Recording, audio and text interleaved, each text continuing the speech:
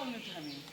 তোমার কথা অনুপাতে এটাই সত্যি কথা। তুমি যদি ইজ্জত ধামার কথা বলেন, যদি ওরা জুতা না বানাতো, মুচিরা যদি সেলাই না করতো, তোমার হাত পায়ের কি অবস্থাটা হতো? আমার পায়ের দুরা দেখো, দুরা দুই রকমের কিছু নে সবার সঙ্গে কালকে পালন কানতে যাই এবার ভাইছি